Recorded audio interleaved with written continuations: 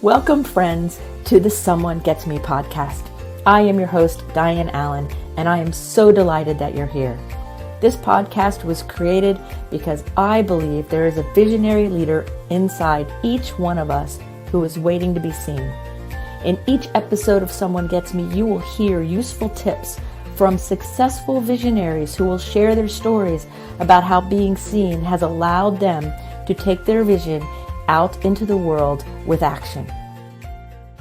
Welcome, everybody, to Someone Gets Me. I have with us Zack Ward. You probably know him from A Christmas Story, but he's much more than a Christmas story. He has been in the entertainment world since he was 8 years old, and he comes by it rightly, through his family and support from people around him. Today, we're going to talk to Zack about his journey, A Christmas Story, his current work, and whatever else we come up with. So grab some tea or coffee and get ready for a great time with my new friend, Zack Ward. Welcome to the show, Zack.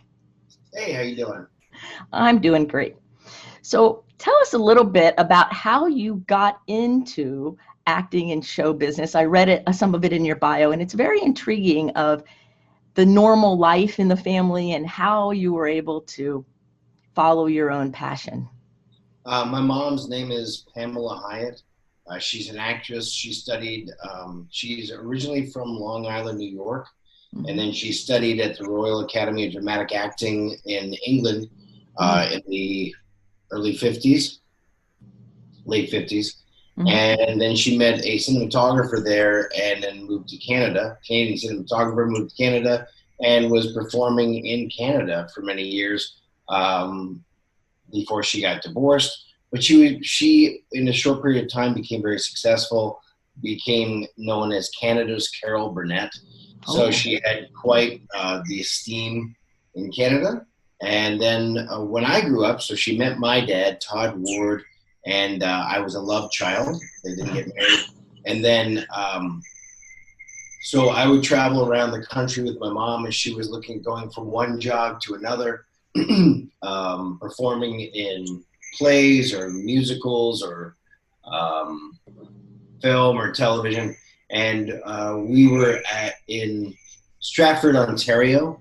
So in Canada, there's a sister city to Stratford on the Avon in England, and it's called Stratford, Ontario.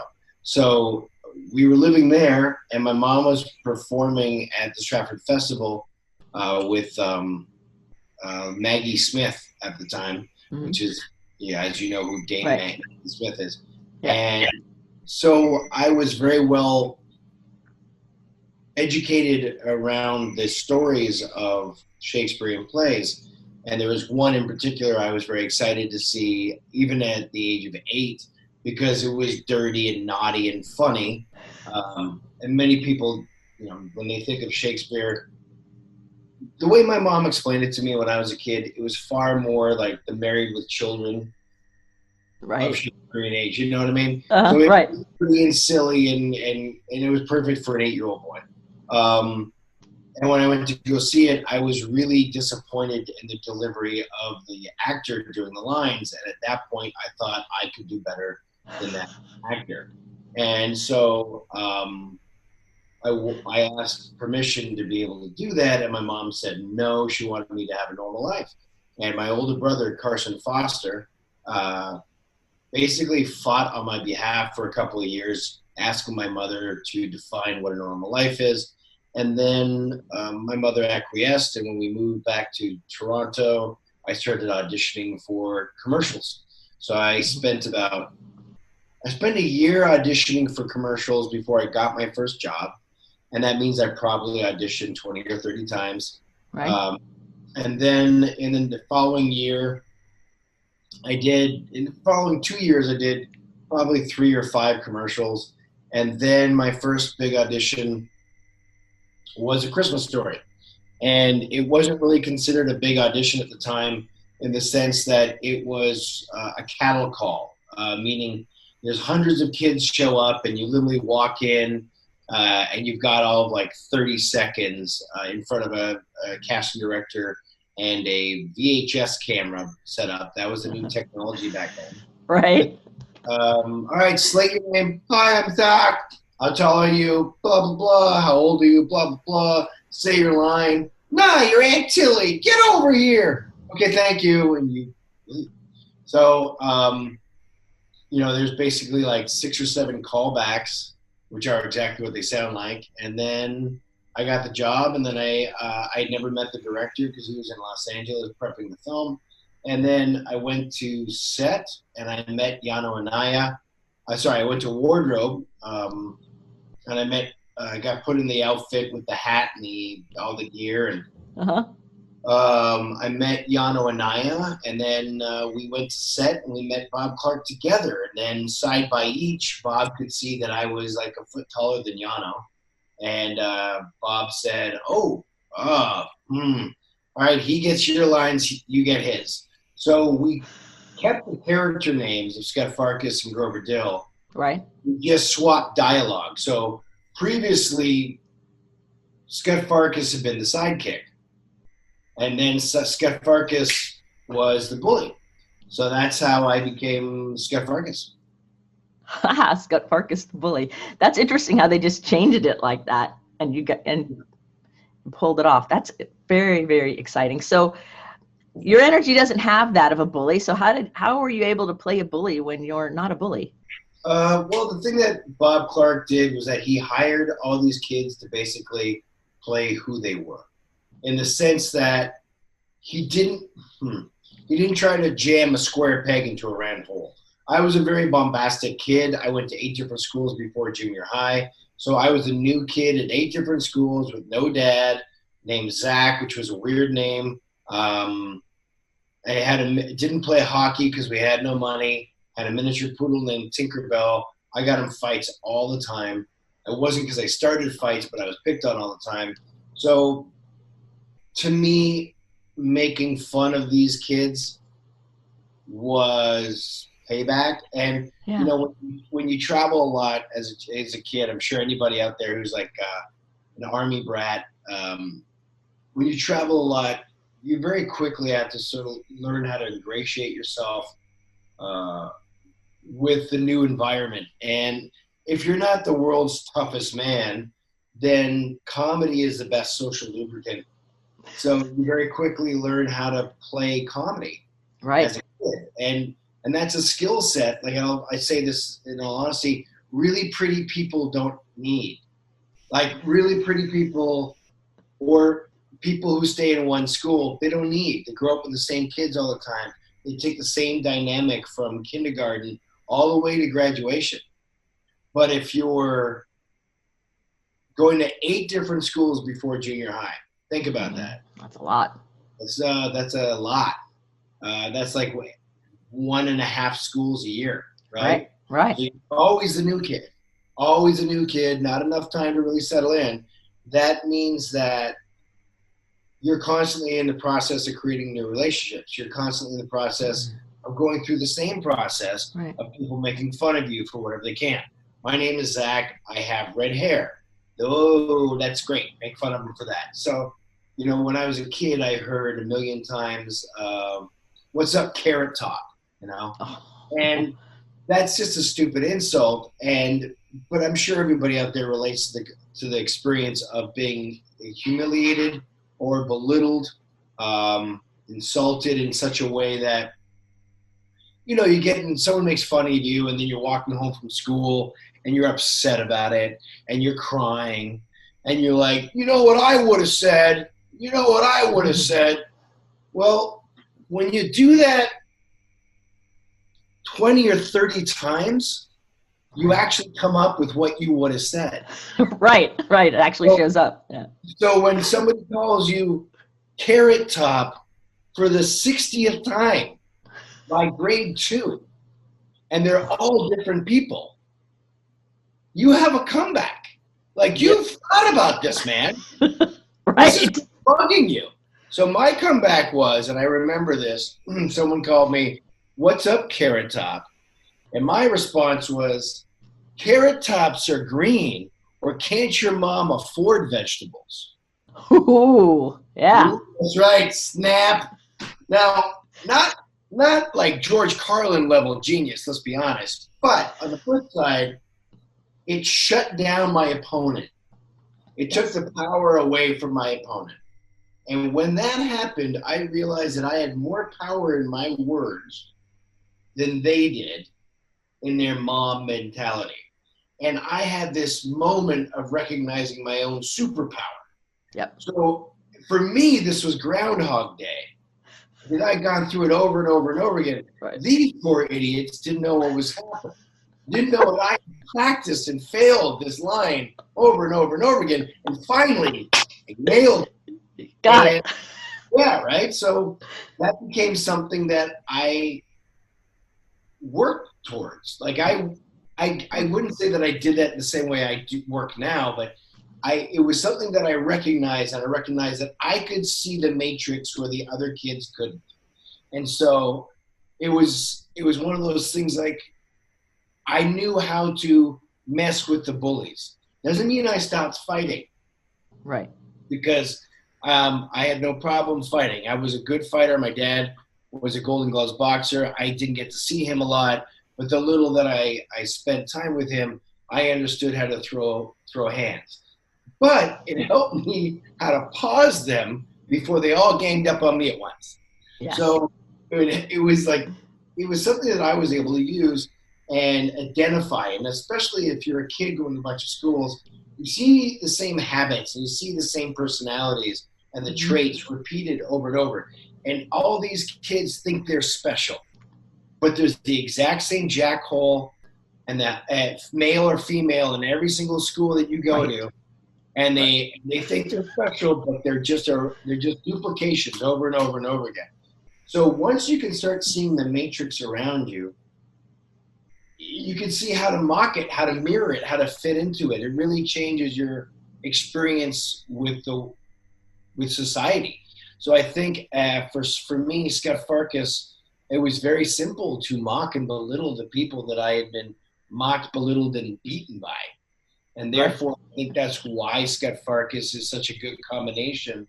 And I'm not taking credit for this. It's due to my life experience, Bob Clark's directing and casting, and the writing and the editing. But I think all those things came together. And because at a young age, I had the ability to perceive the reality of my opponents and how cowardly and weak they actually were, that instead of being like a true bully, Scott Farkas is a lie. Because as soon as Scott Farkas gets knocked on his keister and punched in the nose a couple of times, he's just a sniffling wuss. Right. So it's all pretense, it's all bluster. And that's really what I think makes Scott Farkas work, is that, don't look at the great little man behind the green curtain. Scott Farkas knows he's bluster, which I think is, yeah. So I think all those things came together to help create that opportunity. Oh, yes. And it was like that, like the perfect storm all came together, and it makes it powerful and magical, and you being able to see the matrix and what's really going on really added depth to the whole situation. Yeah, it was pretty cool. Pretty cool. Yes. Now when I see the movie again, because I watch it every year, now when I watch it again, I'm going to listen to it with your story, and it'll even be more magical. That's cool. That's cool. Because it's like, that was my biggest question, was I wanted to know, like, because you were a kid, and, and I work with a lot of young people who are, in theater a lot, and musicians and things like that. And I always want to know, like, what's happening for the person at the moment, because A Christmas Story wasn't a cult following at the time. It was, like you said, it was a cattle call. It was a movie. It was, the movie failed in the theaters, but and I also think one of the biggest things. Sorry, I'm messing with a light. I think one of the biggest things for being a good actor is reading books, and being able to identify with characters you've never met. Yeah. Does that make sense? Yes. Reading is really important, I think, because that's how you can get into those worlds. Yeah. You have to be able to transfer yourself into another universe and be able to relate to that person. and I think there's a certain level of, you know, books and movies are all about empathy. Mm-hmm. And the fact that we have the ability to share emotions with somebody else. Like when we watch a scary movie, we jump and we pull back and we scream, and it's a freaking movie, man. There's no way, no one's coming out of the screen and grabbing you and stabbing you, but we know that, and that's part of the fun. So I think the more you make yourself emotionally empathic and sympathetic, and you can experience other people's lives vicariously, then you can express that. Mm-hmm. Whereas if you only had your own experience and you can't walk a mile in another man or woman's shoes, right? Then how do you express another story besides your own and find sympathy in that? Right, and be able to relate on that deeper empathic level where you can really connect with whoever the character is. Maybe politicians should have to do acting class. Yes. That would be fun. It would be the worst acting ever. Yeah. Yes, but it would be interesting. I can put that word to it, I guess. So right now, after all of these years, and you've been in lots of films and you're working on your own projects and things, and it's not like it was a one-hit thing. You did that movie and then you're doing something else. You've stayed in the entertainment world, in the acting world. And what kind of role is your current favorite role to do? Like, if the perfect thing was to just drop in your lap, what would that look like? Wow, I would like that a lot. Well, to recap with your audience, so over a period of, I started acting professionally when I was 10 years old. I am 51 now. So that brings us to a period of 41 years that I've been in the film industry. I've done 120 odd films. I've had 3 TV series. I've done like 80 guest stars and a whole bunch of commercials, so forth. And I've been writing and directing. I'm producing my 4th film, and it's the 2nd one that I've directed. And this is like the 9th or 10th film I've written. So it's interesting because you really do, especially nowadays, you have the opportunity to extrapolate your skill set into other worlds that, you know, you couldn't do when I was a kid. You couldn't. A Christmas Story was shot on 35 millimeter film. You can't afford that, but you can afford shooting something on your cell phone and putting it up on YouTube and editing it on Premiere Pro on your laptop, which is all viable, you know, studio level software, not the phone, obviously. So I think the difference is that from where I came from as a kid to where people are now is that they have the opportunity to experiment and really no excuse. Yes. There's no one stopping you except yourself. So if you're not making content, it's because you chose not to make content instead of because you couldn't get a job, which was more along the lines of my world.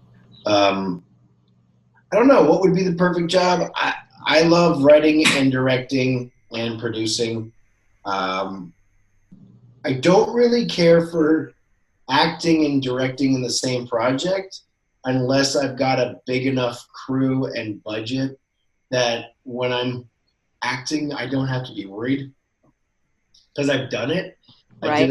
I did it on a low budget feature called Restoration, and the movie turned out really well.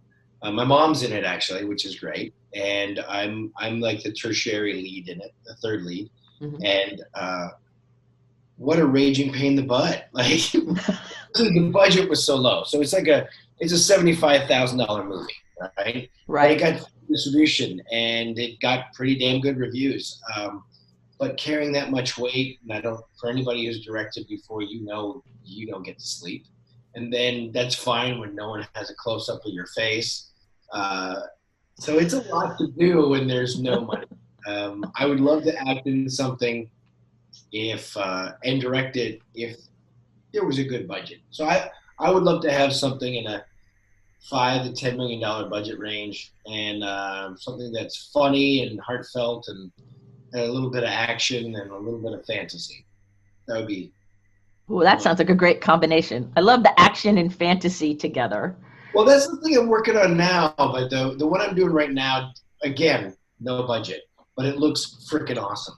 So that's Patsy Lee and the Keepers of the Five Kingdoms. So it's like the Goonies meets Dark Crystal. Ooh, that sounds fun. It's hard.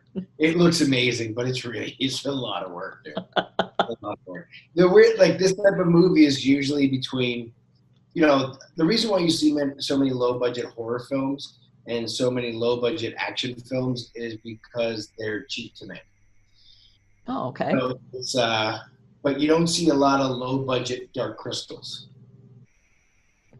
You don't see a lot of low budget kids movies that are good because like having kids in a film is expensive. So we're doing this movie, at in the SAG tier levels, you have something called low budget, and low budget is like 2.5 million and below. And then you have modified low budget, which is I think it's about $780 to $900,000. Then you've got so it's modified. Low budget is 2.5. Modified is about 8 to 9. Then you've got ultra low budget, which is under $250,000. And so our shooting budget was $237,000 for a movie that's typically at a $20 to $50 million price point. Wow. It's a lot of work. A lot of work. It's a lot of work. I'd love to do something like this again and just get paid properly for it and have enough money to take care of my crew. That'd be awesome. That would be cool. So what possessed you to move forward with something that didn't have the budget that maybe you would have otherwise preferred? What's that dream that is bringing this to life? The actor James Hong. James Hong is a Chinese gentleman. He's 92 years of age. He was in Big Trouble in Little China. He was in, he's been around for a million years. You should put a picture of him up on your screen. He was in Balls of Fury. He was in Wayne's World. He was in Blade Runner. He's got a million credits. So anyways, he had reached out to my producing partner to do a project, and he had investors on the hook to do it. And he had this script that he wanted to do. And it was the worst script I think I've ever read in my life. It was horrible. It was horrible. Horrible. It made no sense at all. Just atrocious. There was a scene in it. It's supposed to be a G-rated kids movie, right? Right. It opens up with teen boys smoking. So right away, according to the MPAA, that's an R rating. And then they have a scene where there's a 14-year-old girl who goes to visit a friend, and the bad guys, it's supposed to be funny, but there's still two men, come behind this 14-year-old girl, and they put a bag over her face, throw her in the back of a car, and stick a gun in her head. And that's like an automatic hell no.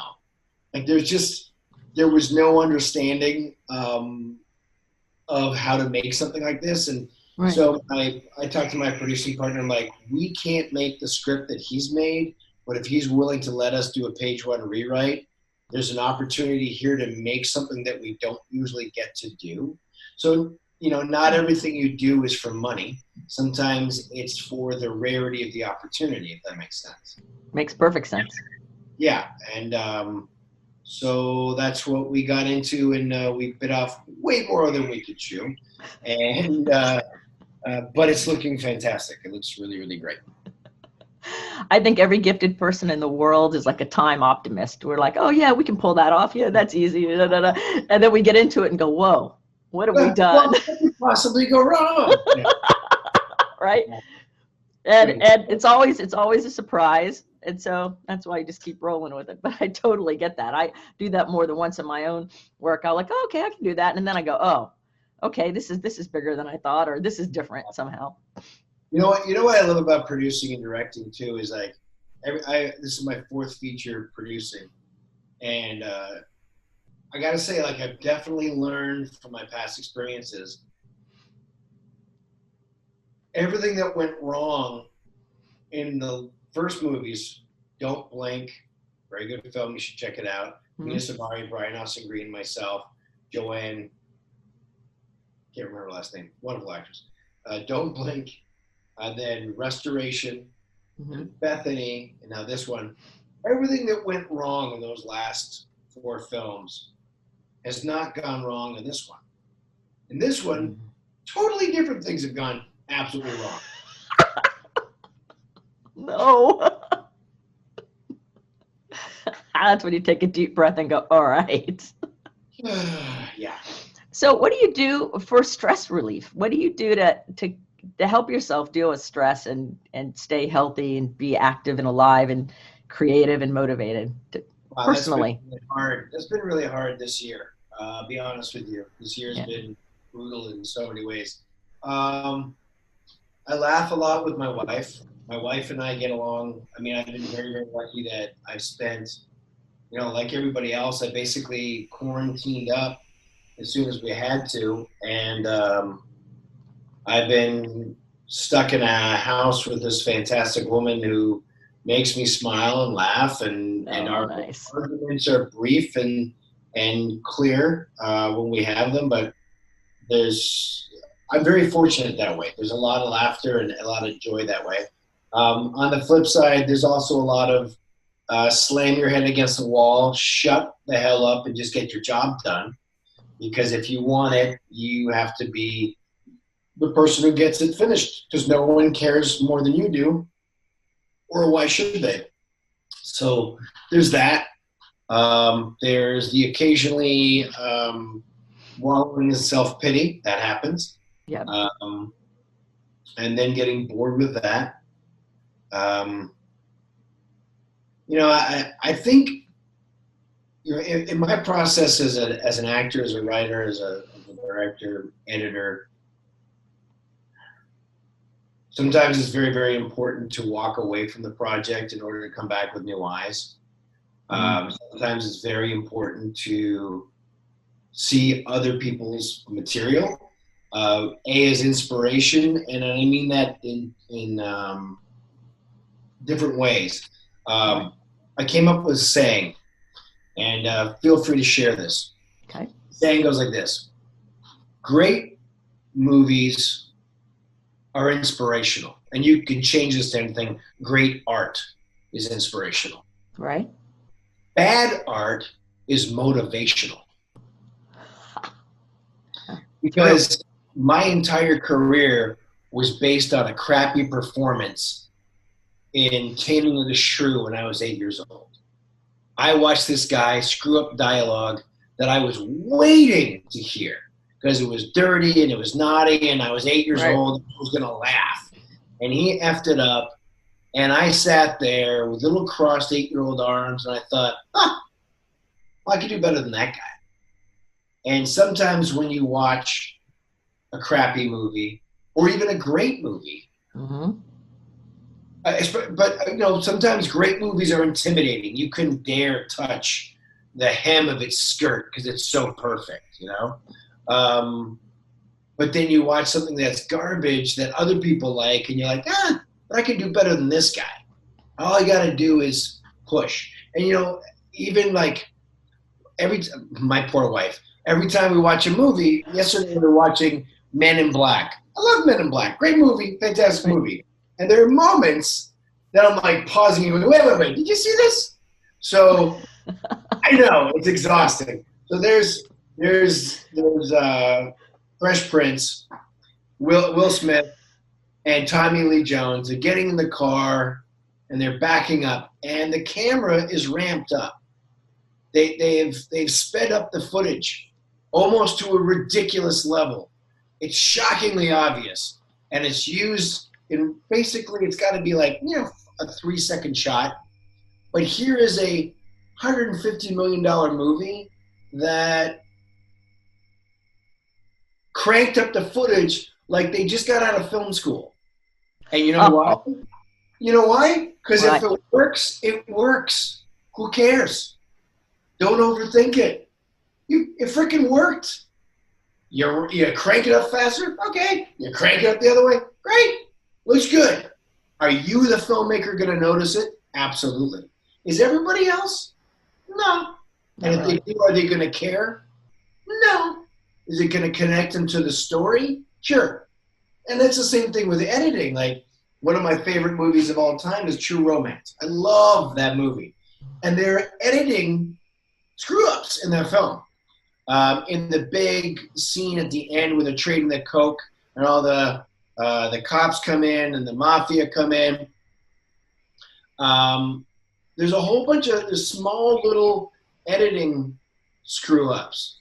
But they're not screw-ups, they're choices. And it means that obviously on the day they didn't get the exact coverage. Somebody in continuity screwed up. Somebody didn't get the exact movement. So on the wide shot, my hands are up here, but on the reverse, my hands are on my side. But the thing is, it worked because the motion of the scene worked. Right, so, right. You know, that's the other thing, is like, don't let perfection be the enemy of good. Nobody stepped into the ring and became heavyweight champion on their first fight. Steven Spielberg didn't make Schindler's List when he was 9. He started off playing with like hand-cranked Bolex 8mm cameras and toy soldiers in his backyard. Right? Right. So, right. And all those other movies are there, yes, to be inspirational, but also to be motivational. So as you start falling in love with your art, you know, any real artist starts breaking down their craft. And so that they can see the seams and the stitches and the editing points and the makeup, as it were. And then they can see the man behind the green curtain, as we're referencing Wizard of Oz. And that's great. Magicians all know how the trick works. Doesn't make the performance less impressive. So great movies are inspirational. Bad movies are motivational. Get off your ass and change your life. Or don't. And either way, you pay the consequence. Either way, you get off your ass, change your life, things happen, and if you don't, things happen. So you get to pick the potential desired outcome based on action and motivation. You pay one way or the other. That's right. So have you ever gotten stuck in an overthinking loop? Oh my God, yes. Oh my God, yes. What do you do to get out of overthinking loops? A lot of the listeners ask me to have my guests talk about how they kind of transcend or get on the other side of overthinking, and like how it creates that procrastination and stuckness. Like, what are some things that you've done to help you get on the other side of that? You have a choice in life: risk failure or risk failure. If you don't try, you end up failing in life because you never attempted anything. So you're the guy at the Christmas party with no stories to tell because you never did anything interesting. Right. Or you can risk failing by attempting and learning through the process. And that's the reality of any filmmaker, any artist, any dancer, martial artist, singer, there's a scientist. There's not a single process in the universe that doesn't accelerate on its own learning curve. And if you are paralyzed, we call it analysis paralysis. Right. You have to wonder what it is that you're being paralyzed by. Where are you taking responsibility for your life? Who are you in this moment? Because this is your life. No one else is going to live it for you. And if you don't take charge of it, why should anybody else care? Mm-hmm. Just go be a barista. Just go get a 9-to-5. Watch a lot of TV. I mean, that's it. Eat a lot of candy and cakes. Get your diabetes. Get your feet cut off. Die around 55, 60. And when you die, you know, people will say they were. That person was. They were here. They paid their taxes and they took up space. If that's what you want, you have every right to want that. And good for you. I'm glad you found your passion. If you want more, then you also have to realize that it's up to you to do more. So, you know, I meet people all the time who talked to me about wanting to come out to California and go to film school, like what I would do back in the pre-pandemic years when I could do conventions and raise money for different charities. I'd have all these kids coming out like, we want to, Zach, we want to go out to Hollywood and go to film school and blah blah blah, and want to become filmmakers. I'm like, you do, huh? Are your parents rich? And the parents are there, and they're like, no. I'm like, because that's going to be anywhere from $40,000 to $60,000 a year for film school, not including food and housing. And so that's about 4 years of that. So let's say 60. So $240,000, right? And then do you want to know what you do at the end of those 4 years? And they go, what? I'm like, you work for me as a PA. You get me coffee. That's what you do with your degree. Mm-hmm. Or if you're really so passionate about film, oh, we are. Well, you can save up your little monies, get yourself a little camera, get Adobe Premiere. It's $20 a month. Get the Creative Suite on your laptop. You can start shooting stuff here and wherever you live. Stay in your mom's basement, save your money, go work at a production facility during the week, save your cash, and start generating some content. Because if you really, really want to do it, you'll do it. Or if you just really, really want an excuse not to perform, you'll find one. So I think analysis paralysis is, if you get locked up in something to such a degree, take a break and work on something easy and small and fun. Find your joy again. You know, sometimes if you're locked up in your head on a thought process, go do something physical. Go to the gym. Go build something with your hands. Go to an art museum. Go read a great book that'll help have you see things in a different light. Talk to somebody about it that has a completely different opinion of yours, and see if you could restructure that thing hypothetically in their perspective. I'm not saying that you should. I'm saying that that experience will give you a new insight into the process. My wife is not in the film industry. She, prior to COVID, she worked for a large company doing event sales. She was a director of events for big rap parties, blah, blah, blah. So she doesn't write scripts or edit movies or produce or direct, but I would have her read my scripts when I would be done with stuff, so that if there was a moment, and look, she has no education on the process. She has no right to be like, well, the formatting of the wingbat should be, no, that's not her thing. What I wanted was her innate response to the material, and also if I had screwed up by overthinking something and not doing the work itself. Because sometimes as an artist, you see it in your head, but you forgot to put it on the page or in the sculpture or whatever. Right. So she would read it and then respond to me with, oh my God, this one moment, I really liked it. Or this other character, why are they doing that? And I would say, well, because they had the peanut butter and jelly. No, they didn't take the peanut butter and jelly. Yes, they did on page 2. No, they didn't. Oh my goodness. So, you know, or I did not connect that emotionally. So trying to get notes or input from somebody, it's a dangerous line to walk, because there are a lot of idiots out there who just want to give you their studio notes, as they were. Like, yes, I love this, but I think what's testing better in foreign Asian audiences is a Pekingese dog as opposed to a Chihuahua. You're like, it's just a dog, man. It's not a story character. So just stop giving a crap about it. But they want to give stupid notes. So you want somebody who is not trying to sound like a smartass, but genuinely cares about you and is not trying to blow smoke up your butt. And at the same time is asking genuine questions.